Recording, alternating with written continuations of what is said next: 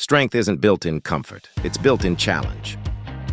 If you are watching this, you are ready to grow. We live in an era that is dangerously obsessed with comfort. Look around you. Everything in our modern world is designed to engineer the struggle out of existence. We have temperature-controlled rooms, so we never shiver. We have soft beds. We have food delivered to our doorstep with the click of a button, so we never have to hunt or harvest. We have entertainment in our pockets to ensure we never have to feel a single second of boredom. We are allergic to discomfort. We treat struggle like a disease that needs to be cured. We treat pain like a mistake. And that is exactly why we are weak. We have raised a generation of people who are fragile, because when you remove the resistance, you remove the growth. You cannot cheat the laws of nature. Nature dictates that strength is a byproduct of stress. Think about the biology of your own body. How do you build muscle? You do not build muscle by lying on the couch. You build muscle by going to the gym, picking up a heavy weight, and physically tearing the muscle fibers. You have to traumatize the muscle. You have to push it to the point of failure. You have to introduce a stimulus that it cannot handle. Only then, in the recovery, does the body say, "I need to be stronger for next time," and it rebuilds that fiber thicker and more resilient than before. You cannot build a diamond without extreme pressure. If you remove the heat and the pressure, all you have is cold. And you cannot build a strong mind without adversity. Mental toughness is the most misunderstood concept in the world today. People think mental toughness is about acting tough.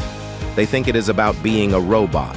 They think it is about suppressing your emotions, never crying, and never feeling pain. That is not toughness. That is denial. And denial is fragile.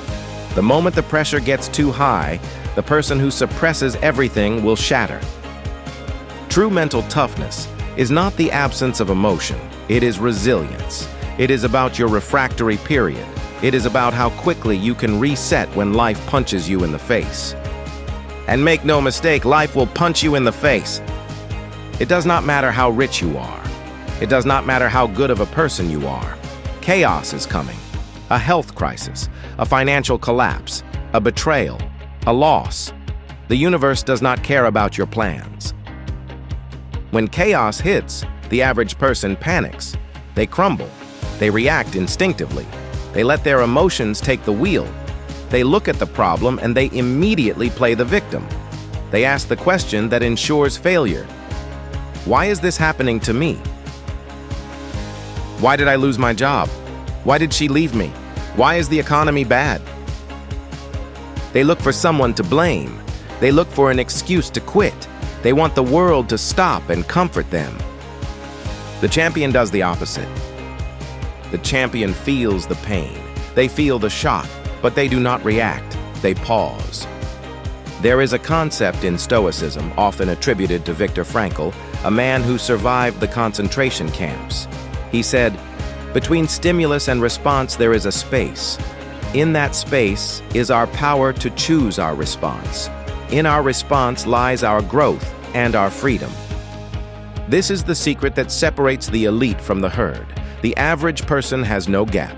Stimulus happens, reaction happens, anger happens, yelling happens, fear happens, quitting happens. They are slaves to their biology. The champion widens the gap. In that split second when the disaster strikes, they step back. They find the space. They detach. They look at the situation objectively, and they decide how to respond. This is where you gain control. You cannot control the event. You cannot control the economy. You cannot control other people. You can only control the narrative you create about what just happened. When you lose the client, when you fail the test, when the relationship ends, you have a split second to decide the trajectory of your life. Are you going to break, or are you going to bounce? This brings us to the reframing rule. Weak minds see obstacles as walls. They see them as stop signs. They see them as proof that they should give up. Strong minds see obstacles as weights in the gym. Imagine you walk into a gym and you see a heavy barbell. Do you look at the barbell and say, "Why is this so heavy? This is unfair. I wish this was lighter"? No. You respect the weight. You understand that the heaviness of the weight is the entire point. If it were light, it would be useless to you. You need the resistance to grow. You must apply this to your life. This problem you are facing right now, this financial struggle, this loneliness, this confusion, it is not a wall. It is a weight. It is not here to stop you. It is here to train you. Life is the gym, and you are in a season of heavy lifting. When you shift your perspective from "this is hurting me" to "this is training me," you become dangerous. You become unstoppable. Because now, you don't fear the struggle. You welcome it. You understand that the struggle is the raw material for your future success. But you cannot wait for life to bring the challenge to you. If you wait for life to challenge you, you will be reactive. You must be proactive. If you want to be invincible, you have to invite the challenge. You have to manufacture adversity. You must do hard things on purpose. This is why we talk about discipline. This is why we talk about the cold shower. Why take a cold shower? Is it for hygiene? No. It is a mental rep. It is you standing in front of the freezing water, feeling every part of your brain scream, "No, do not do this, it is uncomfortable," and then stepping in anyway. You are training your brain to override the comfort impulse. It is having the difficult conversation. You know the one you have been avoiding, the one that makes your stomach turn. Avoiding it is comfortable. Having it is hard. Do it today. It is running the extra mile when your lungs are burning. It is staying late to finish the project when your friends are going out. It is waking up early when the bed is warm. Every time you choose the hard path over the easy path, you are callousing your mind. You are building armor. Most people are soft because they have never tested themselves. They have lived a life of safety. So when the real storm comes, and the storm always comes, they fall apart. They don't have the infrastructure to handle the load. But you? If you train your mind to be comfortable in the uncomfortable every single day, the storm looks different to you.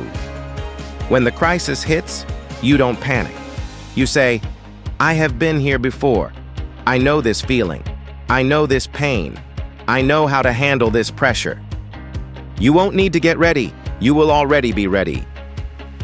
This is the ultimate mindset shift. Pressure is not punishment. Pressure is preparation. The universe gives the hardest battles to the strongest soldiers.